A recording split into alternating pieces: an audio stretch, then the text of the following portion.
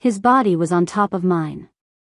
Our skin was slick with sweat, our hearts beating in rhythm, and the air was thick with the heat of something that used to be love. I gripped the sheets, eyes closed, trying to hold on to a spark that had dimmed years ago. He was giving me all of him, every touch, every kiss. And just when the moment peaked, I moaned a name. Not his. Not my husband's. I said, Julian. And in that instant, the man I had vowed to love until death froze inside of me. He looked down at me like I had just shot him in the chest. His breath caught, his body stiffened, and then, slowly, painfully, he pulled away. I reached for him, but he rolled off, sat on the edge of the bed, and put both hands on his head like he was trying to hold his soul together. Who the hell is Julian? He whispered, not turning around. And just like that, my lies came crashing down. Before I take you deep into this storm I created with my own hands, I just want to pause and thank you, yes, you. To all my subscribers, thank you for your love and loyalty. You are the heartbeat of this channel. And to all my new and returning viewers who have not subscribed yet, I see you. I feel you. And I cannot wait for you to hit that subscribe button. It means more than you know, it is the fuel that powers these stories. So please, do not forget to leave your thoughts in the comments. Your reactions, your opinions, even your judgments, they all matter here. Now, let me introduce myself and take you to the very beginning. My name is Caroline. I am 38 years old. A mother of none. A wife to a man I never thought I could hurt. And a woman who let temptation wreck everything that looked perfect from the outside. My husband's name is Ethan. 39. Corporate finance executive. Safe. Stable.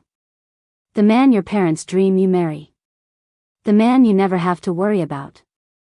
The man who kissed me with love every morning and never once looked through my phone because he trusted me. Julian was none of that. Julian was chaos.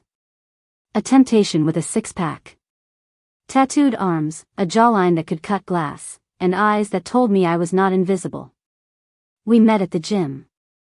He was my personal trainer for 6 months. And by the end of the 7th, I had learned the exact texture of his breath on my thighs. But back to the moment that exposed it all. That night, after I said Julian's name, Ethan did not speak to me. He just stood up slowly, walked into the bathroom, and shut the door. I could hear the faucet running, the muffled sound of him vomiting, then silence. I sat there, naked, shaking, cold, not from the AC, but from the chill of shame climbing up my spine. I knew I had no way out. I had moaned another man's name while my husband was still inside me. There was no pretending I had been dreaming. No excusing it as a slip of the tongue. I had been fully awake, fully aware, and my heart had spoken. I wrapped the sheets around me and sat up, staring at the door. I wanted to run in and explain, but what would I even say? That I was sorry? That I still loved him? That I did not mean to say it? But I did mean it. Julian had become a part of me. In ways Ethan never was. It started a year ago, just after our 10th wedding anniversary. Ethan had been pulling 12-hour workdays trying to get promoted. He was never home. Sex had become routine, twice a month, sometimes less. And when it happened, it felt like a checklist. I stopped dressing up for him. I stopped waiting up for him. And eventually, I stopped feeling desired. That is when I met Julian. He was training someone else when I first saw him. The way he encouraged her, the way he touched her waist to correct her posture, I felt something stir in me. Something raw. Something reckless. The next week, I requested him as my trainer. It was innocent at first. Just posture corrections, calorie tracking, cardio routines. But his compliments felt different. More personal. You have incredible form. You move like you already know your body. I bet you drive your man crazy. And instead of shutting it down, I smiled. I flirted back. I let him in.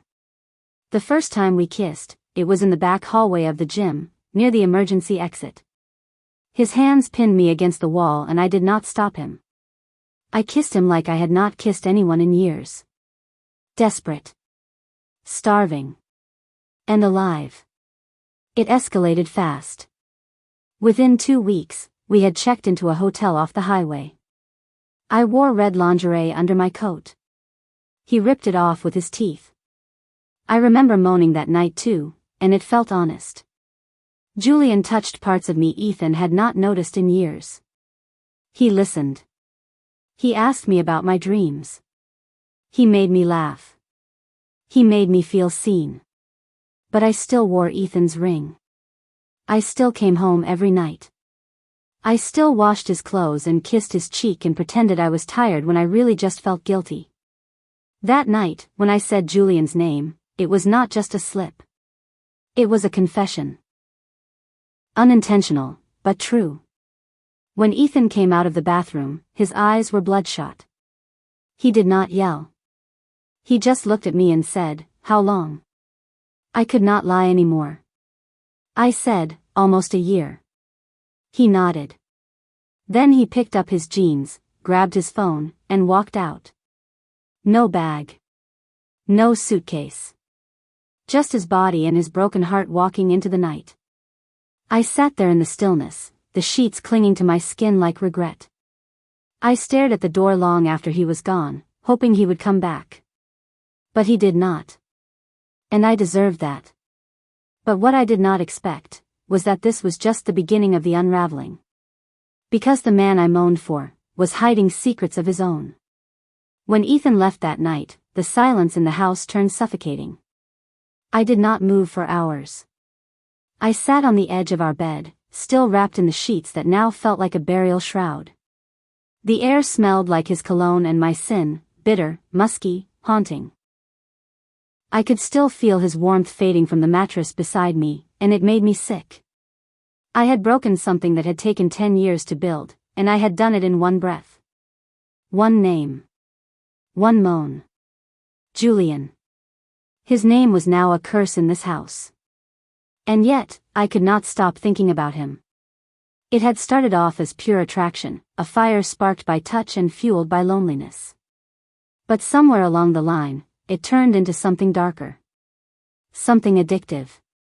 I had not just wanted Julian, I had needed him. I met him at a high-end gym in suburban Atlanta. Ethan had paid for my yearly membership as a birthday gift. He said, "You always talk about wanting to feel stronger. This place will change your life." He had no idea how right he was. Julian was hard to ignore. 6'2", sculpted like a Roman statue, and always wearing a cocky grin that screamed danger. He never wore his wedding ring, because he never had one. Or so I thought. He started with innocent compliments. Small, casual, almost professional. But he knew what he was doing. He saw the cracks in me before I did. And instead of warning me away, he slid into them. I remember the first time we kissed like it happened 5 minutes ago. It was raining, and I had just finished a leg day session that left me wobbly and sore. Julian offered to walk me to my car. We stopped under the awning. I looked up at him, joking that I hated squats. He laughed, then tucked my wet hair behind my ear and said, "You look insane when you're exhausted." Beautifully insane. Then he kissed me. It was not sweet. It was not gentle. It was the kind of kiss that unzips your soul and makes you forget that you have promises waiting at home. I kissed him back, and in that moment, I stopped being Ethan's wife and started being someone I did not recognize. The affair started fast and burned hot. Hotel rooms off I-85. Quickies in his car behind smoothie shops. Late-night FaceTimes while Ethan was asleep beside me. I became reckless, almost daring someone to catch me. Because Julian made me feel alive. He was not careful. He was dangerous. And I was not afraid of danger anymore. I craved it. Julian was tender when he wanted to be, but mostly he was raw. He would whisper things in my ear that made my toes curl. He knew how to pull my hair, how to read my body, how to take me apart and put me back together. And I mistook all that lust for love. But that illusion cracked the day after Ethan left me. Julian texted me early in the morning. "Can you talk?" I called him immediately. My voice was shaking. "I think it is over," I said. Ethan walked out. There was a pause. Then he said something that made my stomach twist. "You should give him time. Maybe it is for the best if you two fix things." I blinked. "What?" "I mean, I care about you, Caroline. But I never asked you to leave him." That was the first moment I realized. I had built an entire world around a man who never planned to keep me in his. I stayed quiet, listening to the hum of his breath on the line. Then he added, "This thing between us, it is messy. You were married. And well." He trailed off. My heart stopped. "You what?" I asked, voice hard. I did not lie, exactly. "I just never told you everything." I pressed the phone tighter to my ear. "Julian. Tell me what you mean. Now." He sighed. Then came the bombshell. "I am engaged. Her name is Lauren. She lives in Charlotte. I did not plan on any of this. We were on a break when I met you. But now we are back together. She does not know about you." My mouth went dry. I felt the room tilt sideways. I had destroyed my marriage, for a man who was never mine to begin with. I hung up without another word. I threw my phone across the room and it shattered on the wall. The sound echoed through the house, but it could not drown out the screaming in my head. He had lied. He had used me. He had made me ruin my life, and now he was tucking himself back into his safe, quiet world. I spent the next few days in bed, barely eating, barely breathing. The house felt too big without Ethan's voice, too cold without his presence. I looked through our wedding album and sobbed over every photo, remembering how deeply he used to love me. And how carelessly I had thrown it away. I tried calling Ethan 3 times. He never answered. I wrote him a letter. I told him everything. From the first flirt to the last betrayal. I did not hold back. I told him about Julian's engagement. About the lies. About the shame eating me alive. I mailed the letter. I never knew if he read it.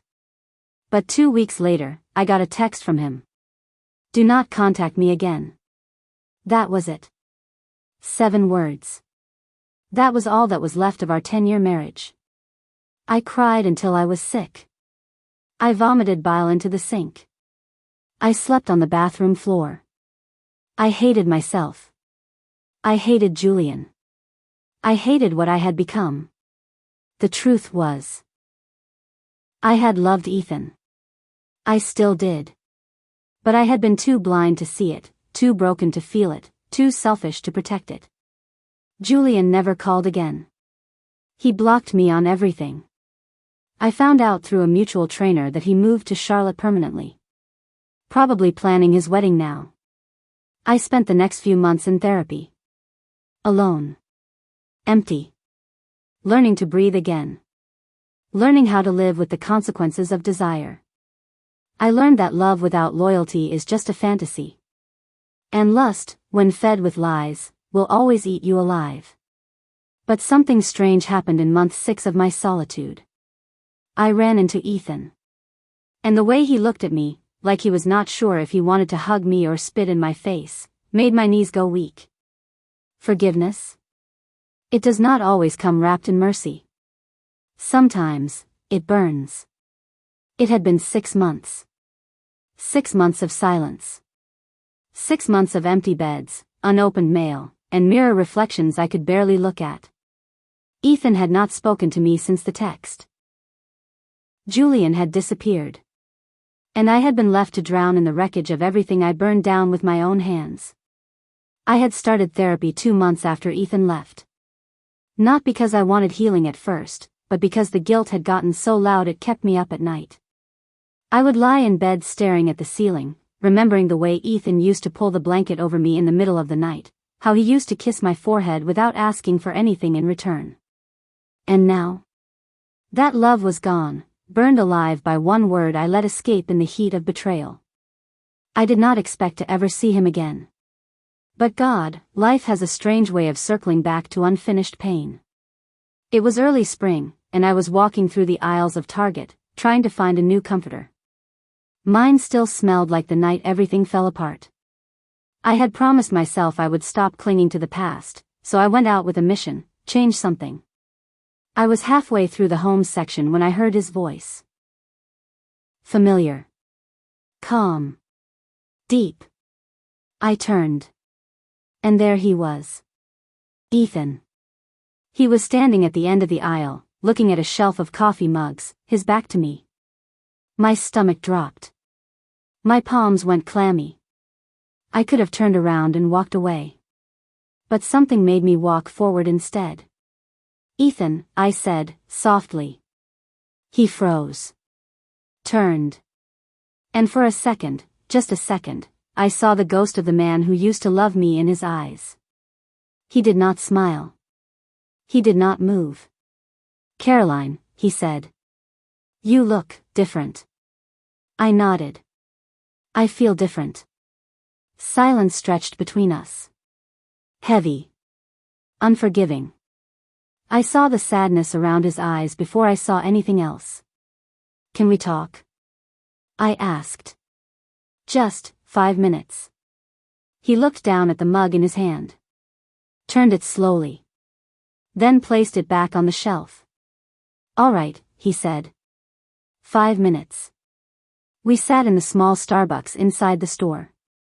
Two former lovers, now strangers, sipping lattes like we had never shared a home. A life. A bed. I am not here to ask for anything, I said quickly. Not forgiveness. Not a second chance. I need you to know that I am sorry. He stared at his coffee. I read your letter. My throat tightened. I was not sure. I did not respond, he said, because I did not know what to say that would not come out as rage. That is fair. You did not just cheat, Caroline. You humiliated me. You made me question everything about myself. And then, to hear his name, his voice cracked. That night keeps replaying. It haunts me. I know, I whispered. It haunts me too. He finally looked at me. Do you love him? I shook my head. I thought I did. But it was not love. It was escape. It was attention. It was everything you were too tired to give me, and I was too selfish to wait for. He nodded slowly. And what about now? Now, I said, holding his gaze, I am rebuilding. Slowly. Painfully. I started therapy. I started praying again. I do not even know if God hears me anymore, but I am trying. Ethan leaned back in his chair. He looked at me like he was trying to solve a puzzle that had already been broken beyond repair. I do not hate you, he said finally. I looked up, stunned. I wanted to. But I do not. I loved you too much for too long. Hate never stood a chance. But I cannot forget what happened. I cannot live with a woman who let another man live inside her while she wore my ring. Tears filled my eyes. I understand. But, he continued, I also believe people can change. Not for someone else. But for themselves. Maybe, one day, you will look in the mirror and see the woman I saw before all of this. And maybe, just maybe, you will forgive her too. He stood up. Tossed his empty cup. And turned to leave. Then he stopped, looked over his shoulder, and said, Take care of yourself, Caroline. And just like that, he was gone again. But this time, I did not chase him. Because this time, I understood what I had lost. Not just a husband. Not just a home. But the part of myself that used to believe in loyalty, in honesty, in love that did not take shortcuts. In the months that followed, I dedicated myself to healing. No more flings. No more lies. No more pretending I was okay when I was broken. I started volunteering at a women's shelter. I poured my pain into helping others find their way back from their own storms. And slowly, I began to rebuild. The truth? I will never be the woman I was before I fell into Julian's arms. But maybe that is a good thing. Because that woman was fragile. Lonely. Starved for attention. This woman, the one I am now, is wiser. Stronger. And scarred in all the right places. Do I still think about Ethan? Yes. Do I still wonder what could have been? Every day. But I also know that sometimes the most loving thing you can do is let someone walk away. Because forgiveness, it is not always about restoring the relationship. Sometimes, it is about releasing the burden. I wore his ring. I moaned another man's name. And I paid the price. But I also learned the lesson. And now, I wear no ring. But I walk in truth. And that, for the first time in years, feels enough. Thank you for following me through this intense, honest, and painfully raw journey. If this story hit you somewhere deep, or even just made you think, please let me know in the comments. Speech balloon: should Ethan have forgiven me? Speech balloon: have you ever loved two people at once? Speech balloon: what would you have done in his place? If you are new here, I invite you to subscribe now. Stories like this are just the beginning. And if you are already part of the family, thank you for being here. Your support is the soul of this channel. See you in the next story. And remember, the truth might hurt, but lies destroy.